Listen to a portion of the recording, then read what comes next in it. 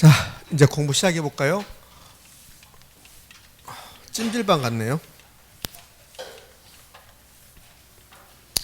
그렇지 않아도 좋으신 분이 계셨는데 이제 찜질방 만들어 더 졸릴 것 같아요. 자, 책을 몇 페이지로 가냐면 그러면 이제 공부 시작합니다. 시험 공부 8페이지를 한번 가시기 바랍니다. 8페이지를 가면 제1장 그러면서 부동산학의 책이라고 나왔습니다. 오늘 지금부터 공부하는 내용은 쓸 건 없다고 그랬습니다. 자, 오늘 공부할 내용은 이제 부동산학의 책이라는 걸 공부할 거예요. 그러니까 부동산학의 책에 자, 기본서가 나오면 다시 볼 건데요. 첫날부터 부동산학의 책에 제가 표현을 잘못했습니다. 부동산학 총론입니다.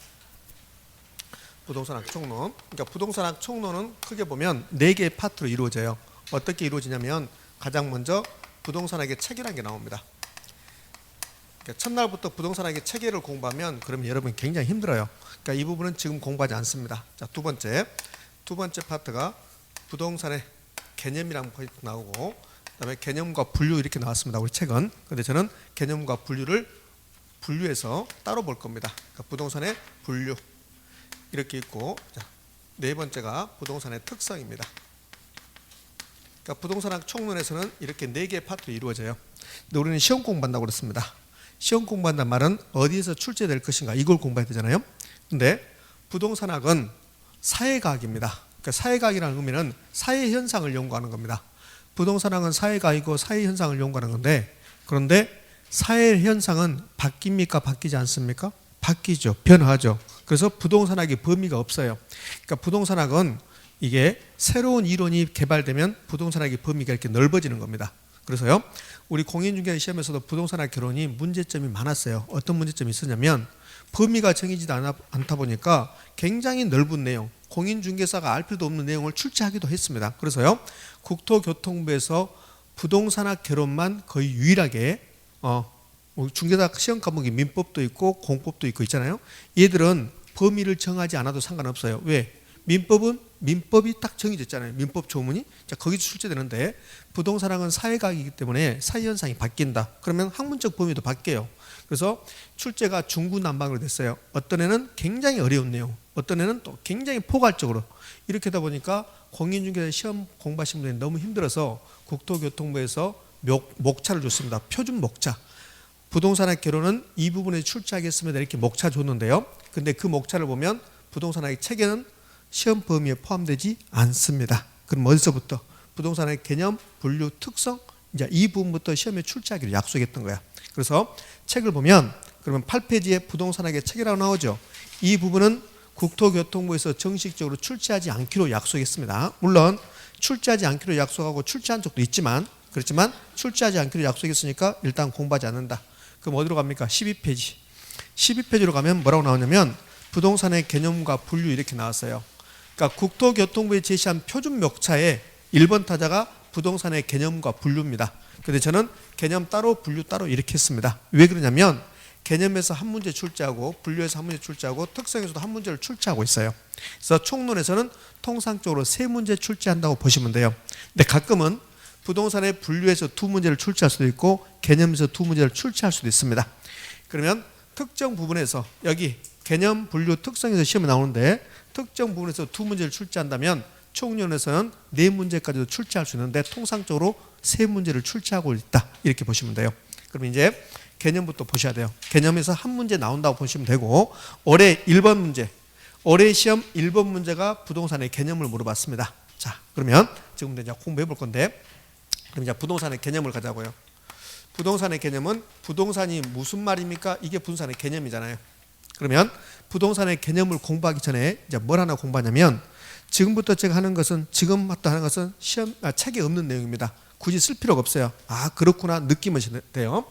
자, 이거 공부하기 전에요. 부동산의 개념 공부하기 전에 부동산 또는 부동산학의 3대 측면이라는 게 있습니다. 부동산 또는 부동산학의 3대 측면. 그러니까 3대 측면은 3가지 측면이라는 소리잖아요. 그러면 3대 측면이 무슨 말인가? 시험에 나오잖아요. 자, 그럼 3대 측면이 무슨 말인가를 지금부터 볼까요? 자, 이런 부동산이 있습니다. 이런 부동산이 있는데 그런데 이 부동산을 여러분이 공인중개사가 돼서 중개를 한다고 해봐요. 중개. 그러니까 중개하면 그러면 제가 이 부동산 사러 갔습니다. 저를 매수 의뢰인이라고 그래요. 파는 사람을 매도 의뢰인, 매도자라고 그럽니다. 그럼 중개사는 매수인과 매도인 그 중간에 서서 서로 정보를 이렇게 교환시켜 줘야 돼요. 그러니까 제가 이걸 사러 갔는데 이 부동산에 대해서 중개사가 여러 가지 설명을 하겠죠. 엄청나게 많은 설명을 할 건데요. 그런데 궁극적으로는 세 가지를 설명하게 돼 있어요. 자, 그러면 무엇을 설명할 것인가? 첫 번째 설명, 제가 물어보는 겁니다. 뭘 물어보냐면 이 토지가 있는 용도 지역은 주거지역입니까? 상업지역입니까? 이렇게 물어봐요. 그런데 공인중개사가 글쎄요, 이게 용도지역이 어딜까요? 이렇게 말하면 안 된다는 겁니다. 그래서 공인중개사는 중개활동을 할 때 이 부동산이, 이 토지가 이 건물이 있는 용도지역 같은 것을 말해줘야 돼요. 그럼 용도지역 말해줘야 되겠네요. 용도지역, 그 다음에 용도지구를 말해줘야 되겠네요. 그 다음에 용도구역도 말해줘야 되겠네요. 그러니까 용도지역, 용도지구, 용도구역이 무슨 말인지를 지금 상관없습니다. 왜? 여기 지금 제가 설명할 때 여러분이 모르는 말들이 많이 나와요. 그걸 지금 이 시간에 다 설명할 수는 없어요. 이런 말들은 공법선생님한테 배우는, 공법선생님한테 다음 주 가면 공법선생님이 이런 말들을 이제 이야기를 할 거예요. 그러니까 이런 것들을 이야기해 줘야 돼요. 그 다음에 두 번째, 뭘 또 이야기해 줘야 되냐면 물어봐요. 이 토지의 소유자는 누구입니까? 그럼 소유권 관계는 어떻게 되어 있습니까?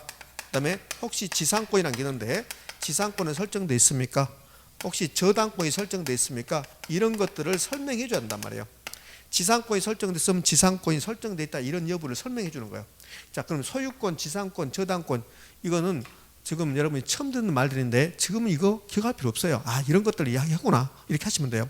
그러면 용도지역, 용도지구, 용도구역은 소위 말해서 부동산 공법에서 나오는 내용이고, 소유권 관계, 지상권, 저당권 이런 것은 민법에서 나오는 내용들입니다. 이런 것들을 일컬어서 법률적 사항이라고 그래. 자, 두 번째, 이 부동산이, 이 건물이 임대용 부동산입니다. 그러면 임대용 부동산이면 관심사는 내가 이 부동산 산다, 나의 관심사는 이 임대용 부동산으로부터 1년에 한 달에 임대료 수익은 얼마일까? 이런 게 내 관심사예요. 근데 중개업자에게 물어봤습니다.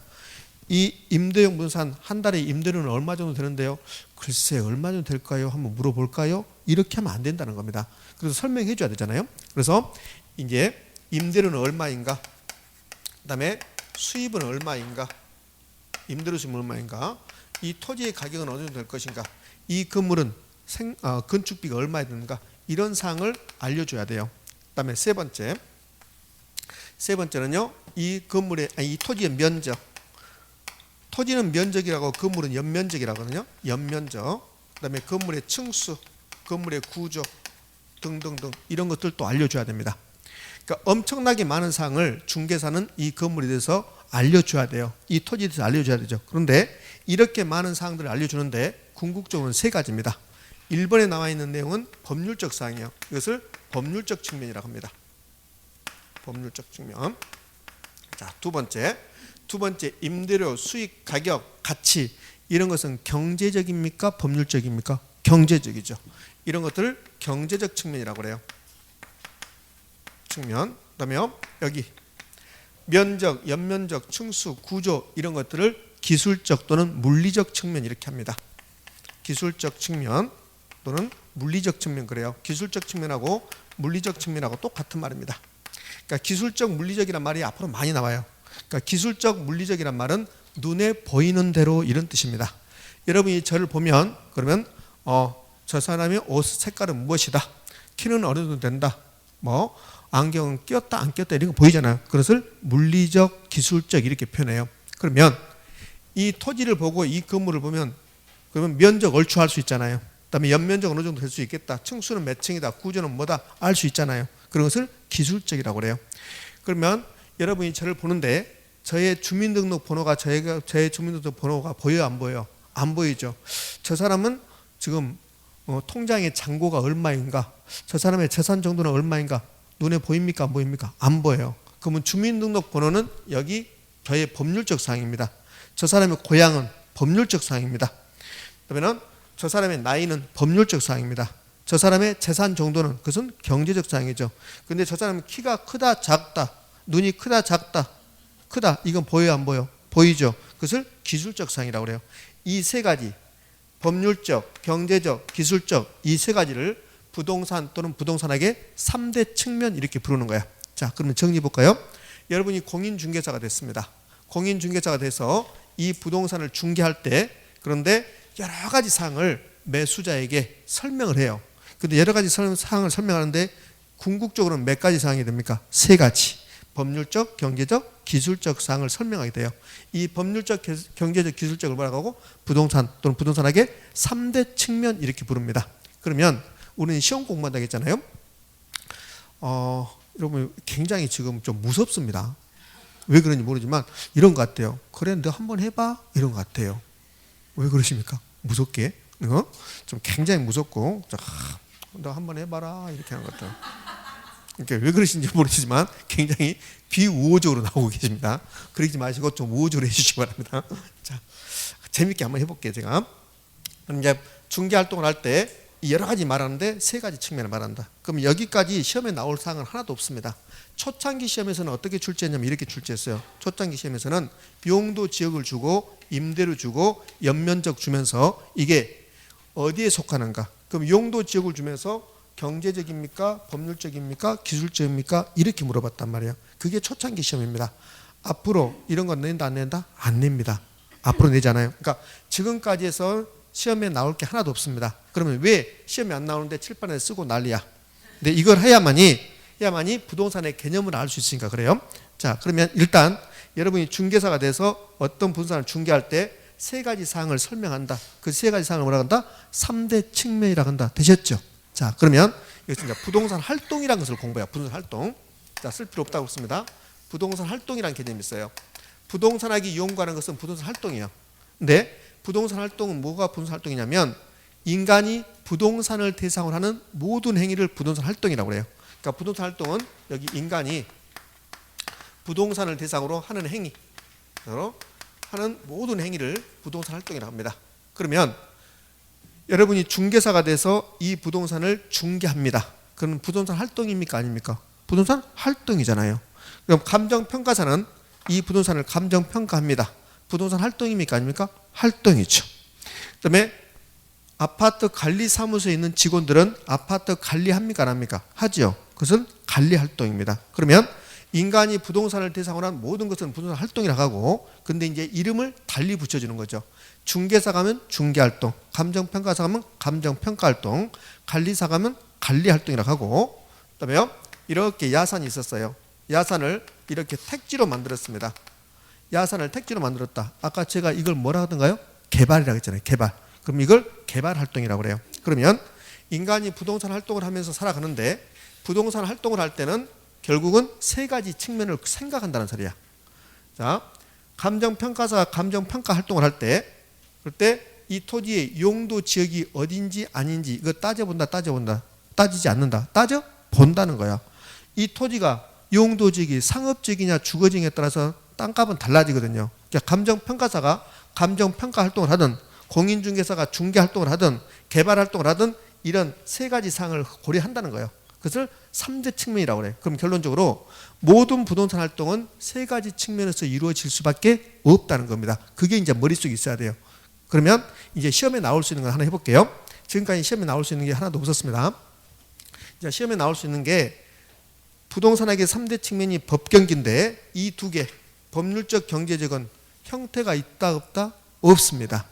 자, 용도, 지역, 임대료 이런 것들은 형태가 없는 거야. 그래서 이 두 가지는 형태가 없어서 이걸 무형적 측면 이렇게 불러요. 반면에 이 토지의 면적, 이 토지의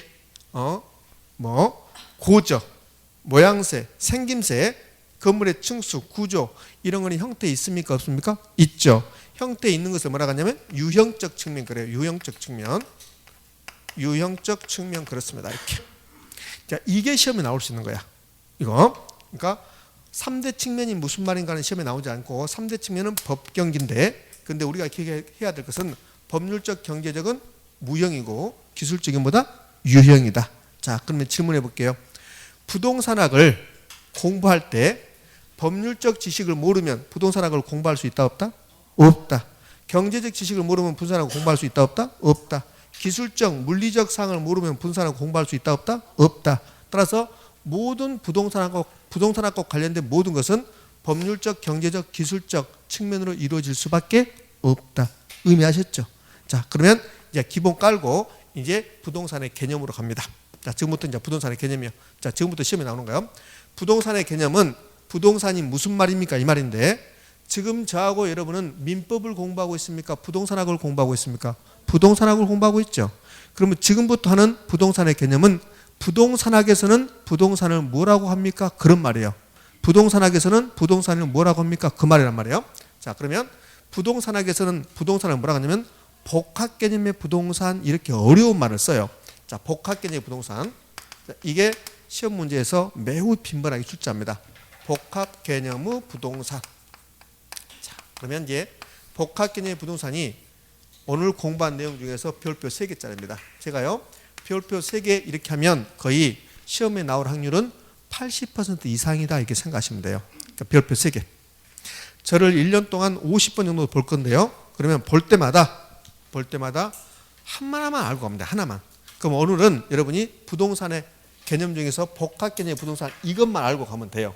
50번 보는데 50번 볼 때마다 하나씩 알고 가면 40문제 나오잖아요. 그럼 40문제 중에서 저한테 50개 알고 갔는데 그 50개 중에서 10개 안 나오고 40개 나올 수 있을 거예요. 그러니까 하나만 알고 가면 됩니다. 오늘은 복합 개념의 부동산만 알고 가면 돼. 자, 그럼 이제 복합 개념의 부동산을 공부하기 위해서 복합이란 말을 또 공부하셔야 돼요. 복합. 자, 이제 영어정인데요. 물론 이거는 지금 시험에 나오지 않아요. 개별이란 말이 나오고 개별의 반대가 복합입니다. 자, 개별이란 말은 하나만 있으면 개별이야. 한 사람을 개인이라고 하잖아요. 그 다음에 개별적으로 이름을 하잖아요. 그러니까 하나만 있으면 개별. 2개 이상이 결합되어 있으면 복합이라고 그래. 좀 있으면 복합이란 말을 많이 들어요. 복합이란 말과 똑같은 말이 종합이거든요. 복합이란 말하고 똑같은 말이 종합이죠.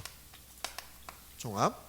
그러면 복합이란 말, 종합이란 말은 좀 있으면 많이 듣는데 혹시 어디에서 겨울철 되면 복합이란 말, 종합이란 말은 어디서 들어요?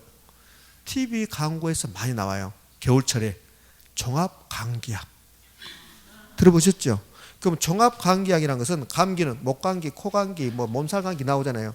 근데 감기를 걸렸는데 물어보잖아요. 친구가 감기를 했다면 무슨 감기? 코감기, 목감기 다 합쳐서 종합적으로 걸린 것 같아. 그때 약국 가서 나 코감기 아니 나는 목감기 약 뭐 주세요. 그러면 안 낫는 거지. 그래서 종합 감기약이 나오잖아요. 그러니까 종합이란 말은 2개 이상이 결합됐다 이런 소리예요. 그것을 복합이라고 그래요. 자, 그럼 다시 해봐요. 복합 개념의 부동산은 복합이란 말이 들어갔으니까 2개 이상이 결합됐다는 소리야. 개념 2개 이상이 결합된 것을 복합 개념의 부동산이라고 그래.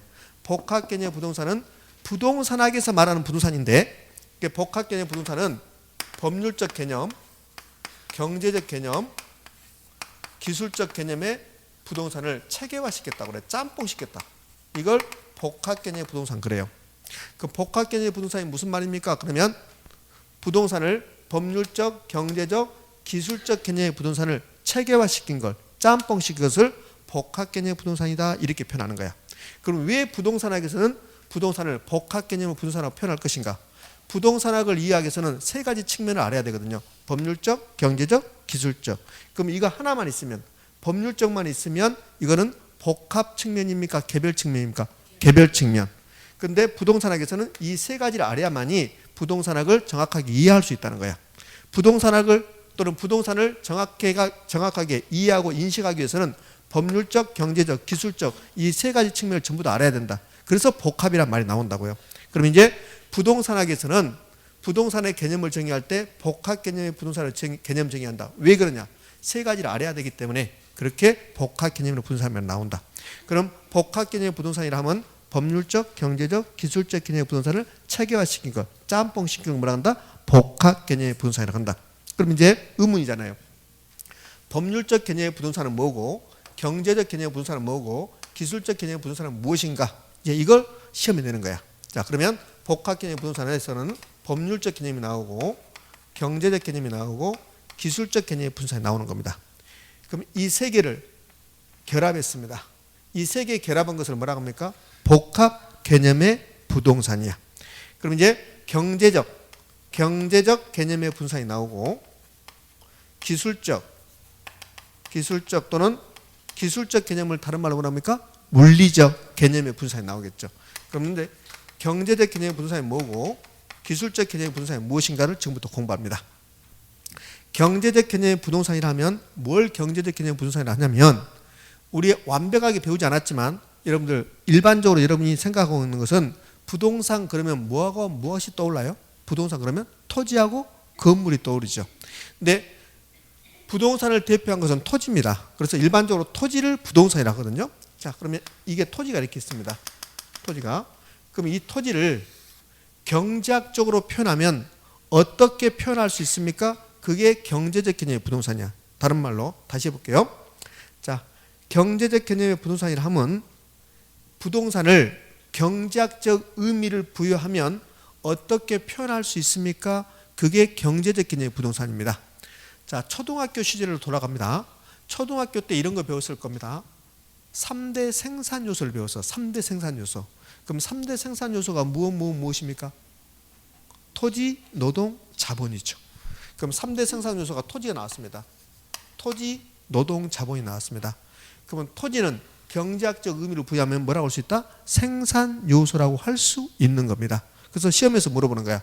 토지를, 부동산을 생산 요소로 표현하는 것은 법률적 개념입니까? 경제적 개념입니까? 기술적 개념입니까? 이렇게 물어보는 겁니다. 그럼 토지를 생산 요소로 보면 무슨 개념입니까? 경제적 개념이다. 이렇게 하는 거야. 자, 그러면 경제적 개념 부동산은 자, 개념이 됐잖아요.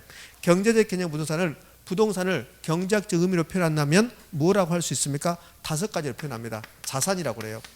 그다음에 자본이라고 그래요. 그다음에 생산 요소라고 그래요.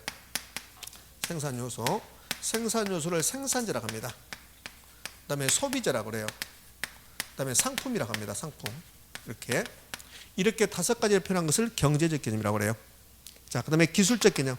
기술적 개념의 부동산, 물리적 개념의 부동산은 이런 뜻이에요. 토지를 있는 그대로 보면 어떻게 표현할 수 있습니까? 그게 기술적 개념입니다. 그것을 다른 말로 물리적 개념이라고 그래요.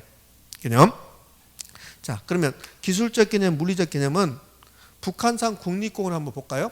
북한산 국립공원은 부동산입니까? 아닙니까? 부동산이잖아요. 그럼 북한산 국립공원은 토지입니까? 아닙니까? 토지잖아요. 어떤 학원에서 제가 수업을 했는데요. 북한산 국립공원이 토지입니까? 아닙니까? 어느 남자분이 아니래요.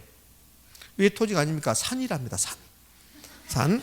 북한산 국립공원 산이고 토지가 아니랍니다. 그러면 산은 토지가 아닙니까? 산도 토지잖아요. 그러면 북한산 국립공원은 토지잖아요. 그럼 북한산 국립공원이 있는 그대로 보면, 토지를 있는 그대로 보면 북한산 국립공원은 자연입니까? 아닙니까? 자연이잖아요. 그래서 자연이라고 말할 수 있는 거야. 그러니까 부동산을 물리적, 기술적 있는 그대로 보면 자연이라고 표현할 수 있는 거예요. 자, 여러분과 저는 이 건물 몇 층에 있습니까? 9층에 있죠. 그럼 토지라는 것은요, 저 밖에 1층에 가면 도로가 있고 인도가 있고 도로에 차도가 다니고 인도에 사람들 다니죠. 그걸 뭐라 하냐면 지표면 수평 공간이라고. 수평 공간. 근데 우리는 수평 공간에 있는 게 아니라 9층에 있어요. 그 9층 공간을 공중 공간이라고 해요. 그다음에 지하철이 다니는 지하 공간. 그다음에 지하 시설물. 지하에 주차장이 있고 그다음에 지하 상가도 있고 그러잖아요. 그것을 지하 공간 그래요. 그럼 토지라는 것은 수평 공간, 지표면만 토지가 아니라 공중 공간, 지하 공간, 수평 공간 전부를 토지라고 그래요. 그럼 토지는 공간이라고 말할 수 있다 없다? 있다. 그래서 토지를 공간 덩어리라고 말해요. 이걸 기술적 개념이라고 그래요. 자, 검단 1번지 토지는 움직이지 않습니다. 어떤 경우도 검단 1번지 토지는 움직이지 않아요. 특정 위치를 점하고 있는 거야. 그래서 토지는 특정 위치를 점하고 있다. 그래서 토지를 위치라고 표현한 것은 기술적 개념이고, 그다음에 북한산 국립공원 오염되면 우리는 환경이 오염됐다고 그래요. 그래서 부동산을 환경이라고 표현합니다. 그래서 자연, 공간, 위치, 환경 이렇게 표현한 것은 무슨 개념입니까? 기술적 개념입니다. 기술적 개념. 자, 다시 가봅니다. 부동산학에서 말하는 부동산은 부동산의 개념을 공부하고 있는데 부동산학에서 말하는 부동산은 복합 개념의 부동산 이렇게 표현해요. 그럼 왜 복합 개념 부동산 표현하느냐? 부동산은 전부 다 법률적, 경제적, 기술적 이 3가지 측면이 결합되어 있기 때문에 부동산학에서도 부동산의 개념을 복합 개념의 부동산 이렇게 표현하고, 복합 개념의 부동산은 법률적, 경제적, 기술적 개념의 부동산을 체계화시킨 거고, 거기서 경제적 개념은 이렇게 5가지로 표현하면 그것은 경제적 개념이고, 기술적 개념은 자연, 공간, 위치라고 표현하면, 환경이라고 표현하면 무슨 개념이고? 기술적 개념이고. 그러면 올해 시험 1번 문제를 가봅니다. 올해 시험 1번 문제가 뭐라고 출제했냐면 이런 식으로 출제했어요. 정확하게 일치하지는 않습니다. 이렇게 박스를 줘요. 이렇게 박스를 주고 나서 이제 여기다가 기역, 니은, 디귿, 니을, 미음, 비읍 이렇게 줬습니다. 이렇게 주고 나서 자, 경제적 개념 부동산과 기술적 개념 부동산으로 얽혀 묶인 것은 이렇게 출제했단 말이에요. 그러면 이제 경제적 개념 부동산은 무엇과 무엇이 경제적 개념입니까? 기역, 니은, 디귿. 기술적 개념은요, 리을, 미음, 비읍. 이게 올해 1번 문제입니다. 의미하시겠죠? 그러니까 부동산의 개념 중에서 복합 개념 부동산은 별표 3개라는 소리야. 자, 이렇게 출제하는 거야. 그러면 복합 개념 부동산을 완벽하게 정리되려면 이렇게 저처럼 틀을 잡아야 되고, 그 다음에 자산이 뭐고, 자본, 생산 요소, 소비재 상품이 뭐고, 자연, 공간, 위치, 환경이 무엇인가를 완벽하게 공부해야 돼요. 그렇게 하는 것을 부동산을 공부한다고 그래요. 그런데 시험 문제는 한 번도 자산이 무슨 뜻인가를 내본 적이 없어요. 위치, 공간에 대해서 잘 내지 않습니다. 물론 공간에 대해서 내긴 하지만 환경이 무슨 뜻이고, 그 다음에 소비자가 무슨 뜻이고, 상품이 무슨 뜻인다, 이런 거 낸다 안 낸다? 안 낸다. 그럼 부동산학과에서 공부할 때는 자산에 대해서 열심히 공부하고, 그 다음에 생산 요소 공부하고, 소비재 공부하고, 상품 공부하는 게 그게 부동산학과에서 공부하는 거야. 근데 우리 시험에서는 그냥 이 5가지만 알면 그러면 시험을 맞추게끔 출제한단 말이에요. 그럼 여러분들은 자산이 무슨 말인지, 자본이 무슨 말인지 공부할 필요 있다 없다? 없다, 이렇게 되는 거라고. 의미하셨죠? 자, 그럼 이제 올해는 경제적 개념과 기술적 개념이 냈다면 내년은 어디로 갈까? 법률적 개념이야. 그러니까 내년 여러분 시험에서 1번 문제나 2번 문제에서 이 법률적 개념의 부동산이 나올 확률이 거의 뭐 80% 이상이라고 생각하시면 돼요. 이제 법률적 개념으로 갑니다. 법률적 개념. 그다음에 법률적 개념, 경제적 개념, 기술적 개념 중에서 가장 시험에 잘 나온 것은 법률적 개념이에요. 자, 법률적 개념 하기 전에요, 제가 하나 더 물어볼게요.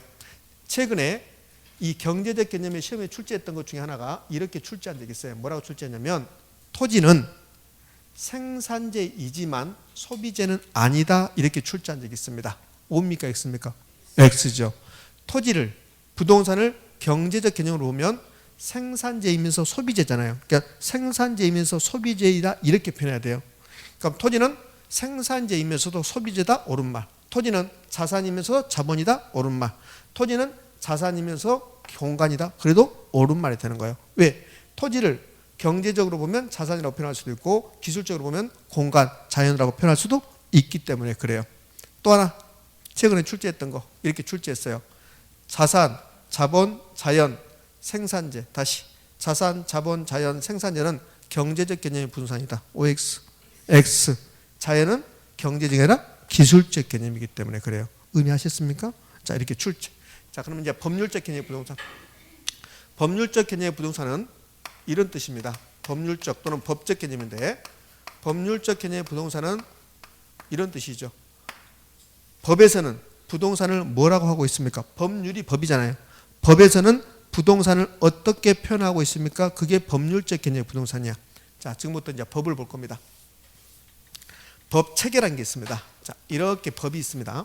법 체계. 그럼 법 체계에서 가장 위에 있는 법이 무슨 법입니까? 헌법입니다. 헌법이 가장 위에 있어요. 이 헌법 할 때 이 헌자가 법헌자입니다. 법헌. 그러면 법의 법이란 소리야. 헌법은 법의 법이다. 그럼 헌법이 있고, 헌법 밑에 엄청나게 많은 법들이 있죠. 이렇게. 어제 배웠던 게 민법이잖아요. 그러면 헌법 밑에 여기 이제 민법이 있어요. 민법. 민법 있고, 자, 여러분 시험 과목 중에서 민법이 정식 이름이 아니라 민법이 민사특별법이거든요. 그 민사특별법에 주택임대차보호법, 상가임대차보호법도 있어요. 주택임대차보호법을 줄여서 주임법이라 하는데, 그럼 여기 주임법도 있네요. 주임법. 뭐 부동산 등기법도 있고, 뭐 도로교통법도 있고, 행사소송법도 있고, 엄청나게 많겠죠. 자, 이런 것을 법체계라고 그래요. 그럼 법률적 개념의 부동산은 이러한 법에서는 부동산을 뭐라고 하고 있습니까? 그게 법률적 개념의 부동산입니다. 근데 이 법률적 개념의 부동산은 다시 또 2개로 나눠집니다. 어떻게 나누자면 좁은 의미의 부동산이 있고, 넓은 의미의 부동산이 있어요. 넓은 의미의 부동산 이렇게 두 개 나눠져요. 그러면 좁은 의미의 분산은 이런 뜻이야. 이러한 법 체계를 봤을 때 엄청나게 많은 법들이 있는데 이러한 법들 중에서 부동산이 뭐라고 개념 정의한 법은 딱 하나밖에 없어요. 그게 민법입니다. 민법 99조 1항을 보면 그러면 토지 및 그 정착물은 부동산이다 이렇게 개념 정의해요. 그걸 뭐라고 하냐면 좁은 의미의 부동산이다 이렇게 한단 말이야. 좁은 의미의 부동산이다. 자, 그럼 좁은 의미의 분산은 다른 말로 민법상 부동산이요. 민법상 부동산 그렇습니다. 그럼 민법 99조 1항이 뭐라고 하냐면 토지 및 그 정착물, 토지 및 그 정착물을 부동산이다. 이게 민법에서 정하고 있는 거야. 그럼 민법은 부동산을 몇 개로 보는 겁니까? 두 개로 보는 거죠. 토지하고 그 정착물 이 두 개로 보는 게 이제 민법이 정한 거야. 민법에서 말하는 부동산을 좁은 의미의 부동산. 그럼 민법에서 말하는 부동산 몇 가지? 두 가지. 토지하고 그 정착물. 그러면 세 가지가 똑같은 말이죠. 좁은 의미의 부동산과 민법상 부동산과 토지하고 그 정착물이 똑같은 말이야. 28회 때 시험 문제로 가봅니다.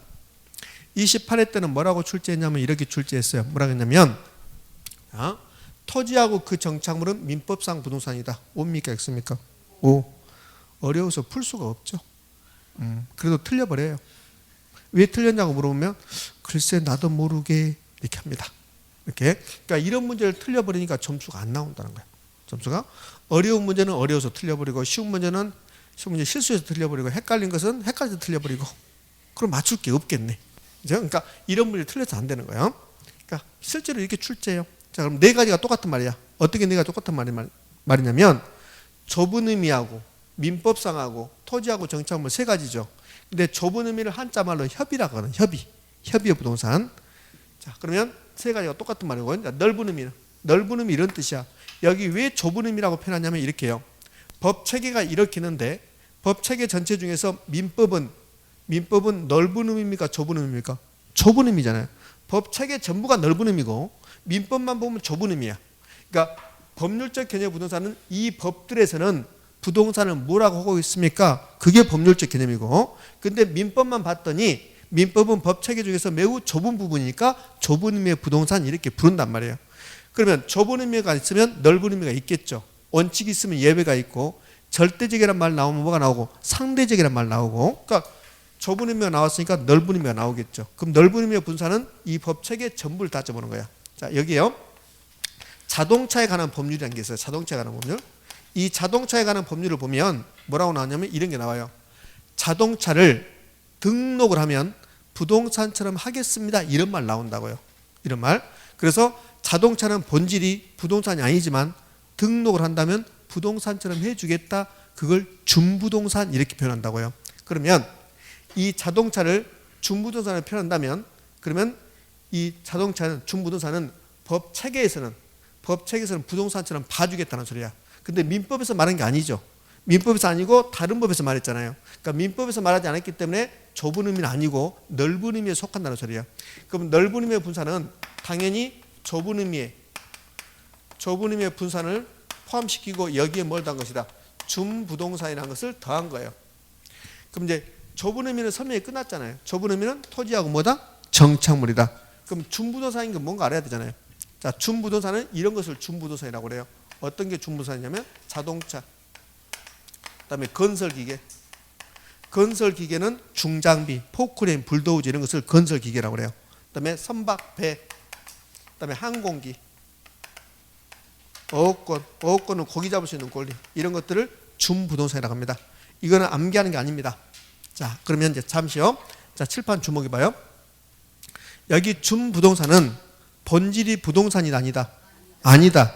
아닌데 부동산처럼 해주겠다. 그래서 준부동산, 의제부동산, 간주부동산 이렇게 부른다고요. 자, 그러면 준부동산 잠시 멈추고요. 여기 민법에서 말하는 부동산은 두 가지잖아요. 뭐하고 뭡니까? 토지하고 정착물이야. 근데 정착물을 대표하는 게 건물입니다. 정착물을 대표하는 게 건물이야.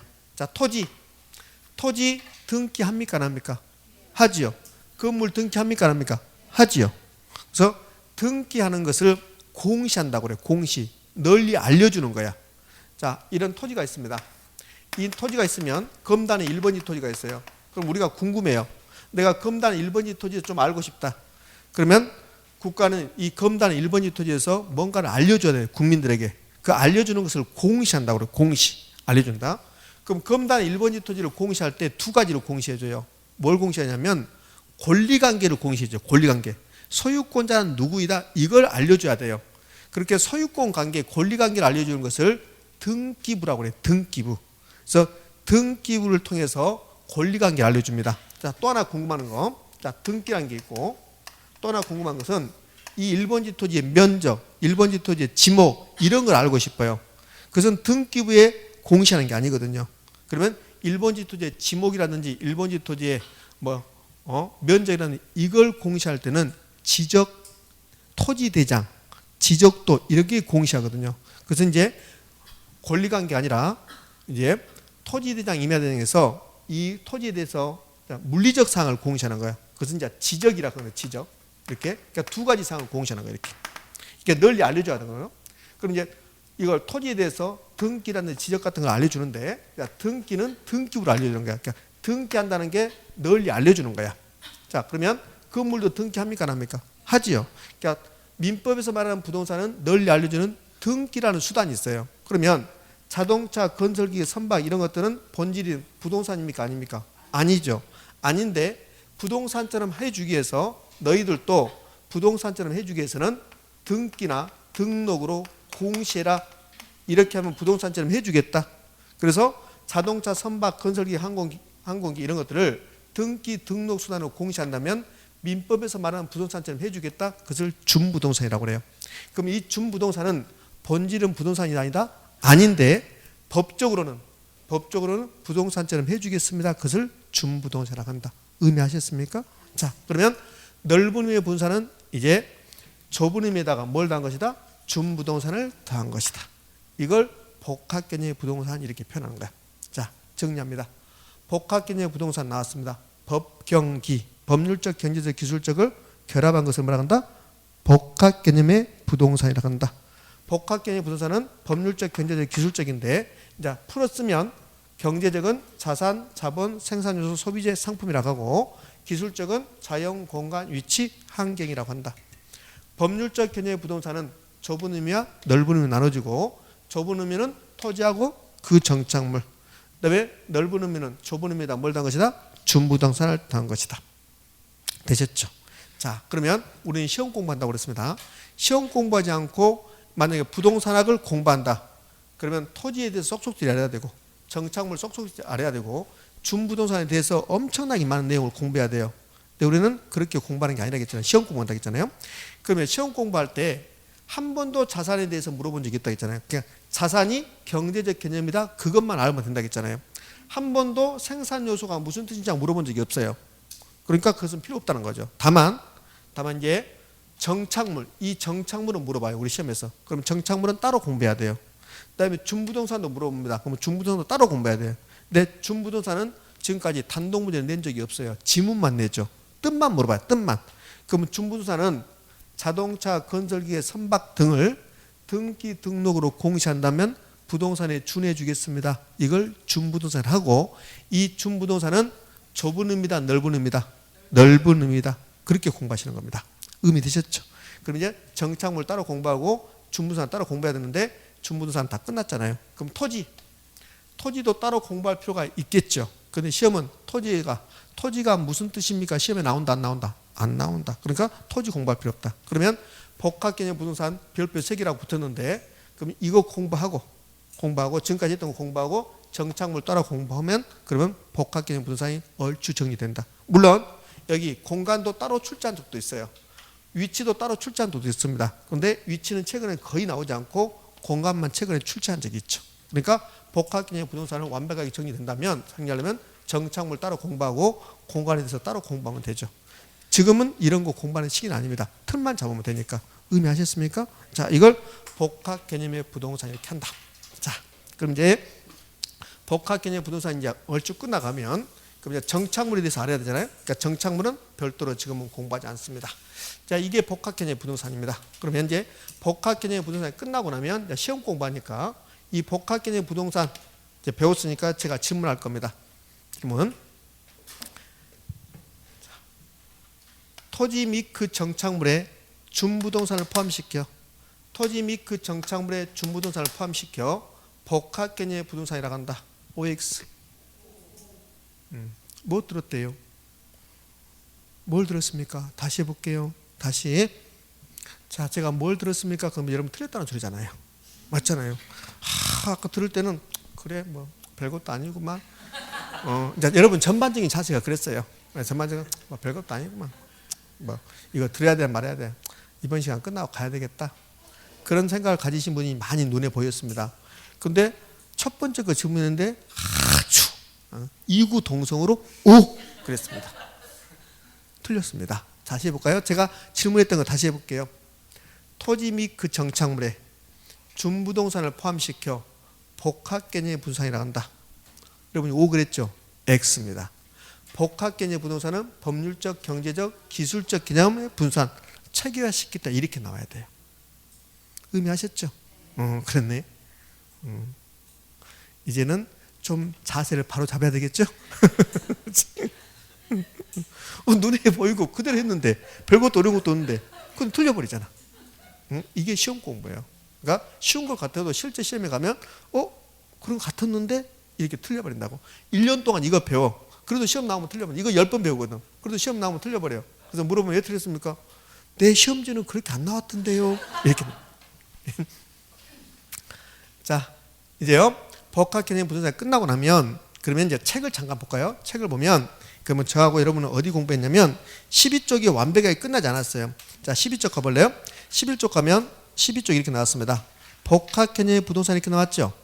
그러면서 가로 열고 부동산학 관점에서 부동산 이 말은 부동산학에서는 부동산을 복합 개념의 부동산으로 봅니다. 이런 뜻이야. 그러면 민법에서는 민법에서는 부동산을 복합 개념으로 봅니까? 토지하고 정착물로 봅니까? 토지하고 정착물로 보고 부동산학에서는 부동산을 복합 개념의 부동산으로 바라본다는 뜻이야. 의미하셨죠? 그렇지? 자, 그러면서 이제 부동산학에서 부동산의 개념을 정확하게 인식하기 위해서는 유형적 측면은 기술적, 물리적, 그다음에 우형적 측면의 법률적, 경제적. 아까 제가 설명했던 3대 측면이 나왔잖아요. 그 3대 측면을 먼저 공부해야만이 이 복합 개념의 부동산을 인식할 수 있다는 소리예요. 그러면서요. 동그라미 1번 법률적 개념, 무형, 협의의 부동산, 강의의 부동산. 강의의 부동산은 넓은 의미고 넓은 의미는 협의의 부동산에다가 좁은 의미에다 뭘 더했다? 준부동산을 더했다. 경제적 개념은 무형이고 자산, 자본, 생산요소, 소비재, 상품. 기술적 내지 물리적은 자연, 공간, 위치, 환경. 의미 되셨죠? 그거는 반드시 기억하셔야 되잖아요. 자, 여기까지 됐습니다. 그 다음에 13쪽으로 한번 가봐요. 13쪽 가면 이제 법률적 개념을 설명하고 있어요. 그 법률적 개념은 협의의 부동산, 좁은 의미, 민법상 분산이며 토지와 그 정착물을 말하며 이를 민법상 분산을 한다. 그럼 좁은 의미가 나왔으니까 넓은 의미 나와야 되잖아요. 그래서 강의의 분산 나왔습니다. 강의의 분산은 협의의 분산을 뭘 더했다? 준부동산을 더했다. 이제 개념 강의 분산 끝났어요. 그래서 거기 점선으로 된 박스에 준부동산을 설명하고 있잖아요. 등기 등록으로 공시방법을 갖춤으로써 부동산의 준하에 취급되는 객체들. 그래서 저당권의 객체, 감정방해 대상 그거 다 필요 없어요. 그러니까 뜻만 알면 돼. 준부동산은 뜻만 알면 됩니다. 뜻만. 지금은 뜻만 알면 돼요. 자, 이제 정착물 알아야 되나? 정착물 알아야 되니까 토지 정착물 나왔습니다. 그다음에 4번 정착물의 분산 정착물 나오면서 밑에 보면 표 나오고 그랬죠. 그것은 지금 필요 없습니다. 그러니까 오늘은 법률적 개념은 좁은 의미와 넓은 의미. 좁은 의미는 넓은 의미는 좁은 의미다 뭘 더했다? 준부동산을 더했다. 근데 정착물은 지금은 필요 없다는 거야. 의미 되셨죠? 다시 12쪽 가봐요. 12쪽 보면 하단부에 표가 그림이 하나 나올 겁니다. 그 그림은 매우 중요한 그림입니다. 뭐 별표를 뭐 3개 붙일 필요 없고 중요한 그림에다가 생각만 해주시면 표시만 해주시면 돼요. 자, 지금부터 그 그림을 지금부터 설명할 겁니다. 지금까지 1시간 동안 뭐 배웠습니까? 그래요. 복합 개념의 분산 배웠다. 이렇게 하시면 돼요. 지금까지는. 자, 그러면 복합 개념의 분산이 끝나고 나면 반드시 두 가지를 같이 공부해야 돼요. 자, 비교 대상이 있습니다. 자, 비교 대상. 우리 부동산의 개념 공부하거든요. 부동산 개념 1번에서 복합 개념의 부동산 이거 다 배웠습니다. 그럼 2번에 비교 대상. 뭘 비교하냐면 복합이란 말이 3가지가 나와요.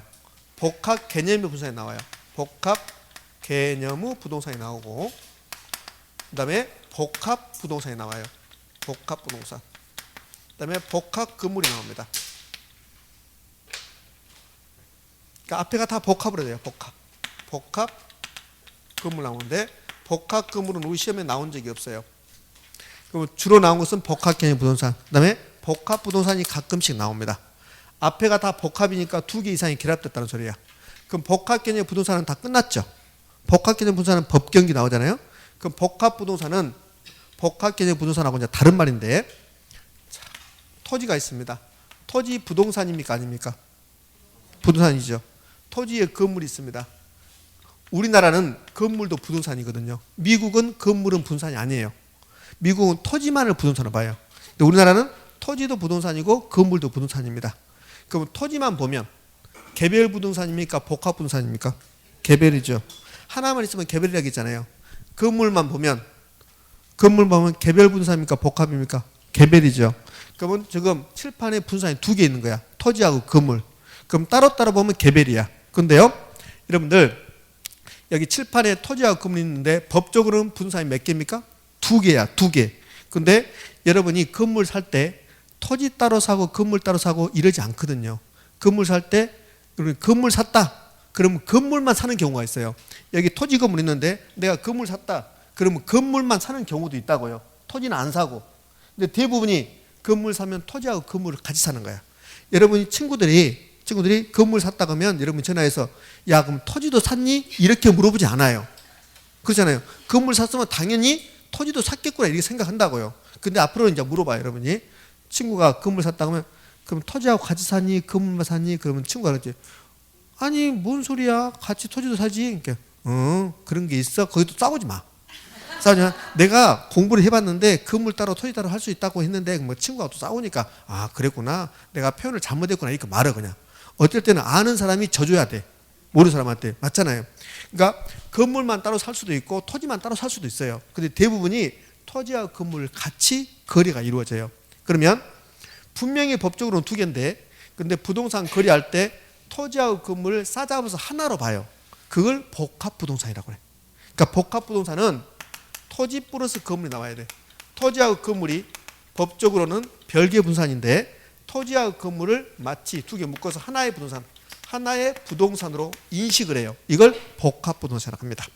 의미됐습니까? 자, 그럼 복합 건물은 하나의 건물이야. 하나의 건물인데 2개 이상의 용도로 이용 중이다. 그것을 복합 건물이라고 그래. 가장 대표적인 게 주상 복합 건물이야. 그러면 복합 개념의 부동산과 복합 부동산과 복합 건물은 같은 말 다른 말? 전혀 다른 말이고 복합 건물은 우리 시험에서 한 번도 나온 적이 없습니다. 그럼 복합 개념의 부동산과 복합 부동산이 주로 나오는데 주로 나온 것은 복합 개념의 부동산. 복합 부동산은 속일 때 우리를 속일 때 쓰는 거야. 속일 때. 자, 그러면 이제 다 배웠으니까 자 이쪽으로 와봐요. 자 이쪽으로 와서 질문할 겁니다.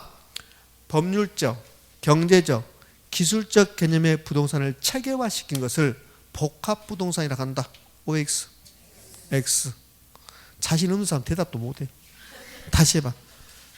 토지 건물 나와야만이 복합 부동산을 하는 거야. 토지 건물 나와야지. 그러니까 법률적, 경제적, 기술적이 나오면 복합 개념의 부동산. 의미하셨죠? 여러분에게 일부러 제가 다 알려주고 OX를 물어. 제가 이번 주 들어와서 지금 네 번째 수업을 하고 있는데요. 올, 하, 수 이 3개 하고는 전부 다 속았어요. 이런 말 제가 정확히 말 안 해주고 법률적, 경제적, 기술적 이거 설명했죠. 이거 다 설명하면서 법률적, 경제적, 기술적 개념의 부동산을 체계화시킨 것을 복합 부동산이라고 한다. 그러면 그래요. 왜? 거의 50분 됐으니까 쉬고 싶거든. 그러니까 빨리 대답하고 치우자. 그래서 그래요. 그럼 내가 틀렸다 그러죠. 그럼 뭐야? 이렇게 한다. 제가 여러분도 이거 하기 전에 이거 물어봤으면 여러분들 거의 다 틀렸어요. 그러면 제가 굉장히 속상하니까 미리 알려주는 거예요. 제가 속상하지 않으려고. 의미됐습니까? 자, 그러면 책 봐요. 책 보고 자, 곧 끝낼 테니까 10분 쉴 테니까 이제 책 좀 보자고. 자, 12페이지 하다 보면 이제 그림 봐봐요. 그걸 봤더니 관점이 나왔네. 눈이 나왔죠. 눈이 나왔는데 어떤 토지와 건물을 오른쪽에 가면 토지 건물이 나왔죠. 그 토지 건물을 볼 때 법률적, 경제적, 기술적 이 3가지를 측면에서 봤다. 이 3가지를 결합했다. 그럼 무슨 부동산? 복합 개념의 부동산. 자, 복합 개념의 부동산 옆으로 가면 토지와 건물을 2개를 싸잡아서 봤다. 그럼 무슨 부동산? 복합 부동산. 근데 그 건물만 봤는데 건물이 밑에는 상가고 위에는 주택이다. 이걸 주상복합 건물. 이걸 복합 건물 의미됐습니까? 예, 됐어요. 자, 그러면 12페이지, 13페이지가 다 끝났습니다. 그러면 오늘 이제 이거 끝난 거야. 분산의 개념 끝났고, 자, 10분 정확히 쉬었다가 부동산의 분류 갑니다. 되셨습니까? 예.